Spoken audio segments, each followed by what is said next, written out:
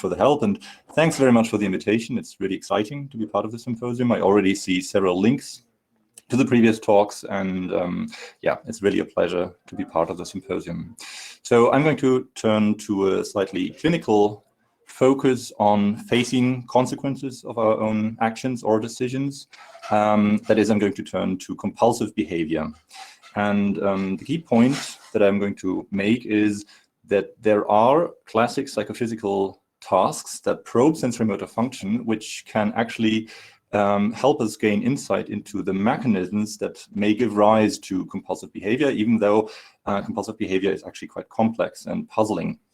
And some of these ideas have been, published recently in Brain Research.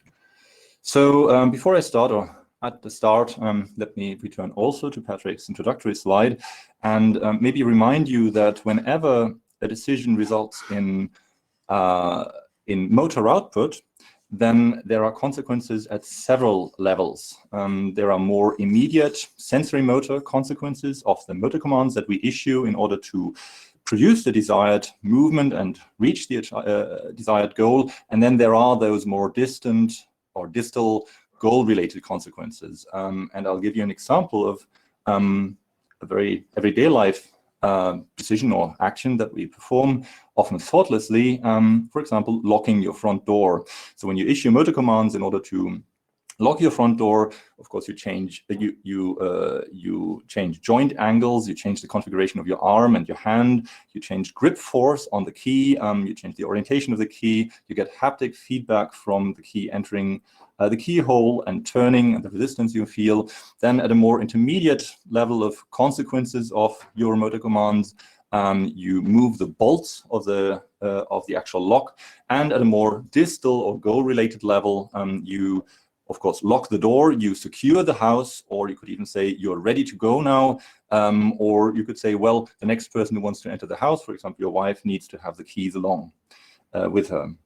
And maybe to return to Jonathan Wolff, this is one of these everyday life actions where we more or less find ourselves having locked the door quite thoughtlessly, and it happens, you could say, automatically without much conscious consideration. But if we do think about what we do in these cases, it's often related to the more distal goals. For example, if you think about, well, does my wife actually have her keys along with her because she will return home earlier than I will? What I would like to argue is that when we do focus attention onto the more immediate sensory motor consequences of our decision, then this focus of attention changes how we experience our agency, so how we self-attribute consequences of our decision. And this, in turn, this change in agency can change how we decide in the future. And I would like to argue that this may play a particularly prominent role in a specific form of psychopathology, and that form of psychopathology is compulsive behavior. So what are compulsions? Compulsions are clinically defined either as overt motor behavior, such as repeatedly making sure that the front door is locked, or prolonged washing of your hands, or mental acts such as excessive mental counting, which are repetitive, and by clinical definition, they are driven by intrusive thoughts or impulses or doubts or images, which are called obsessions, and these obsessions are causing distress. And in accordance with the clinical definition, compulsions are aimed at reducing distress or preventing a dreaded event. So in the classic clinically accepted catalog of criteria for compulsions, compulsive behavior is goal-directed. What's important is that compulsions have to be time-consuming and interfere with your everyday professional and social life, and they can be quite debilitating. And they are typically recognized as a product of your own mind that makes them distinct from more psychotic conditions. And also, at least at times, they are recognized by the agent or by the patient as excessive with respect to the goal that the patient is hoping to achieve. Now, this clinical definition complies well with a standard model of how these compulsions come about, which has been labeled the cognitive behavioral model, and it's been a very successful model because it's also been the basis for a very effective and evidence-based strategy in psychotherapy.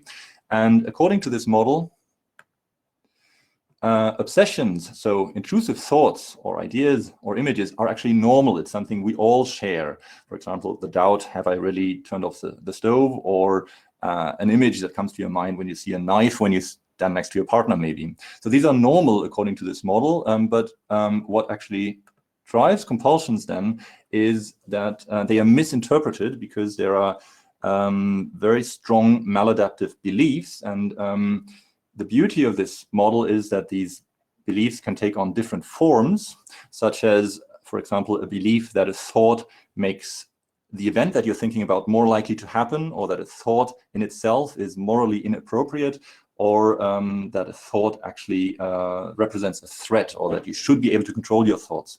The beauty of this is that it can account for quite a large heterogeneity of the disorder. So this is the standard cognitive behavioral model of obsessive compulsive disorder. And as I said, it's been quite successful. However, in recent years, there have been more and more thoughts about sensory motor function in OCD, and specifically with respect to compulsion. And this is often inspired by patients' reports. So if you look at a patient who is repeatedly checking, this is a YouTube video of a US mailman who repeatedly reassures himself that the box is properly placed in the mailbox, and this goes on for minutes, this video.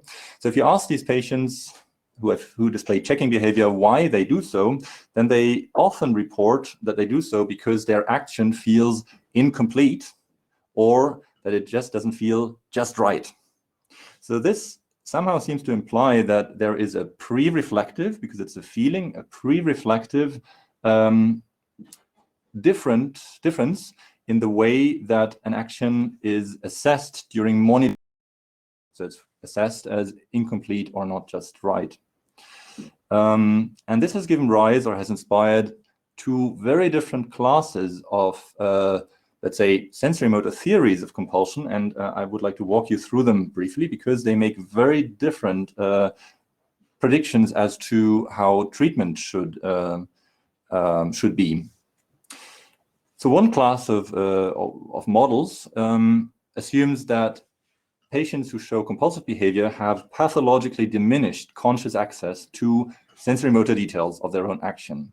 This has been labeled the seeking proxies for internal states model, and it's mainly driven forward by Lieberman and Dar in Israel. And it's called the seeking proxies for internal states model because these patients are thought to rely on external sensory cues, for example, from vision or from or auditory cues, to confirm and reassure themselves that an action has actually been completed, because they don't have access to sensory motor details of action that are more immediate and internal, according to Lieberman and Dar, such as proprioception. And some of the evidence for this model comes from studies that actually probe proprioception in obsessive compulsive disorder. And checking, so repeatedly reassuring yourself, would then be the result of repeatedly seeking reassurance based on external cues that you have completed your action, that it's been successful, that you can stop now, because you miss this inherent component of experiencing a movement that we all share, which is called proprioception. Now, according to Lieberman and Dar, in this model, the therapeutic consequence of this presumed pathologically diminished conscious access would be to train conscious monitoring of action. And they specifically or explicitly talk about, for example, biofeedback training in their papers. Now, this is a very different conclusion at which Lieberman and Dar arrive compared to another class of models. And this class of models actually assumes that the ability to monitor one's own actions is actually normal in patients with compulsive behavior. There is no change to that ability, to that sensitivity. However, these patients nevertheless undergo pathological attempts to monitor details to which we all normally have relatively limited conscious access. Again, going back to Jonathan Wolff, arguing that we find ourselves doing things. And if you think about trying to introspect into, let's say, motoric details of quite skillful behavior, you will see that there is not a strong phenomenology of that. It's more that the arm just goes up. And this is supported by studies that examine or have examined how patients with compulsive behavior describe their own actions. And if you think of this example of locking the door, then according to these studies, patients with compulsive behavior would describe locking a door in terms of the sensory motor features of doing it. For example, placing the key in the lock and turning it rather than securing the house. So how would this drive repetitive checking behavior? And one way in which it could has been called the hyperreflexivity trap. Just want to show you how this hyperreflexivity trap has been conceptualized. So according to this idea, basically, there is an initial feeling of having insufficient control, insufficient grip. And this drives reassuring behavior, or behavior aimed at reassuring yourself that you actually are in control by overly attending to details of how you act, how you perform your actions. But there is no strong phenomenology of being in control when we, for example, raise our arms. So what this attention actually leads to is it augments insecurity, and we are back at the first stage. So this has been labeled a hyperreflexivity trap, and this may be one way in which pathologically enhanced attention to sensory motor details of action may drive compulsive checking behavior. Now, importantly, the therapeutic consequence of these models, which do not assume that there is a pathologically diminished conscious access, but that what is pathological is the attempts to monitor, the therapeutic implication for that is actually to attenuate conscious monitoring of action through therapy, to make people not attend too much to how they do things, but more to the more distal goals. So the sensory motor theories of compulsion actually fall into two classes that make very different predictions as to how a successful treatment should be. The point of my talk is to argue that there are psychophysical tasks that can differentiate between these two classes of models and also link these models to the experience of agency. And I'm very lucky that Patrick has been talking just before me, because one of the tasks that can achieve this goal is the intentional binding paradigm. So I don't need to go into too much detail. Patrick has already introduced it. You see a clock called the Libet clock on a computer screen, one clock hand rotating every 2.5 seconds, more or less. At a point of your own choosing, you press a button and you report the clock hand position at the time at which you experienced your own button press. It's a baseline condition for action. There's also a baseline condition for a tone, which is played independently of an action. So you get two baseline conditions, and then there are two operant conditions where the tone is always preceded, always caused by a button press, and you either report the clock hand position at the time at which you heard the tone, or the clock hand position at the time at which you press the button. And Patrick has already shown you what typically happens in these experiments. If you compare baseline in light gray and operant conditions in dark gray for key press and tone, then you see that in operant conditions, the perceived time of the key press and the tone, they move towards each other, at least in healthy individuals. Now I'm displaying this not so much as mean changes, mean shifts, but I'm showing the distribution of time estimates, because this distribution is what would change if someone focused too much or spent too much attention on sensory motor details, such as the sensory motor details underlying a key press, because attention typically sharpens such representations. So according to the model that assumes simply that there is excessive attention to motoric details due to pathological attempts to monitor one's own actions, you would actually assume two changes. You would assume that, or you would expect two changes. You would expect that the distribution of time judgments would become sharper. You would have a more precise mental representation of when you press the key. And this would mean that the shift would be less pronounced, because the shift in healthy individuals happens because people are not entirely 100% sure when they press. This is why they take into account, at least one thought or one idea, that they take into account the tone as an additional cue that tells them when they press the key. And there's experimental support, for example, by Noam Wolpe and others, showing that actually cue integration does underlie this binding effect. But cue integration requires some degree of uncertainty. So the more you reduce uncertainty, the more precise your representation of when you press the key becomes in itself, and the less you rely on additional cues. So you would expect reduced binding in this case, particularly reduced action binding. And this is very different from the other class of models, the ones that I introduced to you first. So this idea of seeking proxies for internal states. According to this model, there is a pathologically diminished access to internal states or to proprioception. So you would have higher uncertainty of when you press the key. And because these patients are thought to rely on external proxies, such as in this case the tone, the perceived time of the key press would move dramatically more towards the tone. So you can see that intentional binding not only allows for a link to a sense of agency, to a coherent representation of a causal sequence of key press and tone, but it also allows, or could allow, to differentiate between two different mechanisms by which the subjective experience of action may be changed in OCD. I have to have a quick look at the time. Oh, I'm almost over time, right. So there are other tasks that can be used, quite classic sensory motor tasks that pertain also to a sense of agency, which can tell these different models of compulsive behavior apart. I won't go into the details here, so let me skip through this and go right through to the summary. The key point of the talk is that there are sensory motor theories of compulsion that have recently emerged in addition to the more standard classic cognitive behavioral model of compulsion.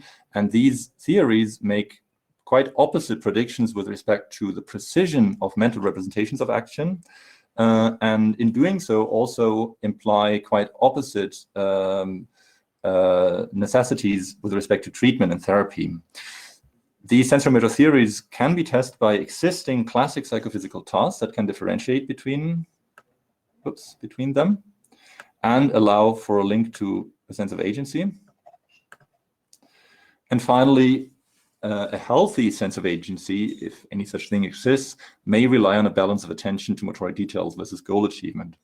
Now, I would have really loved to show you data because this is actually, these are the outlined hypotheses, or some of the outlined hypotheses for an ongoing study, but due to the pandemic, data collection for this study is ongoing. It's in collaboration with the University Hospital in Jena, where a large part of the clinical expertise for OCD is situated. These are the two doctoral students who are currently collecting the data there for two different studies, actually. It's in collaboration with Patrick, who contributes all the expertise regarding the sense of agency. And then finally, I would like to thank my own institution, so the Otto von Guericke University in Magdeburg, the Leibniz Institute for Neurobiology in Magdeburg, and my main funder, the Volkswagen Stiftung. And yeah, with this, I'd like to thank you. Thank you very much, Max. Very interesting to see such clear, clearly incompatible theories. And of course, there is the possibility that there might be two subtypes of OCD, which would be very interesting. And you now have a method to potentially break them apart. We've got time just for one question, and it comes from Matthias. What would be the role of higher order thoughts, like fears about contamination and hand washing? So these are sort of beliefs, possibly even culturally mediated beliefs, in this action monitoring account of OCD.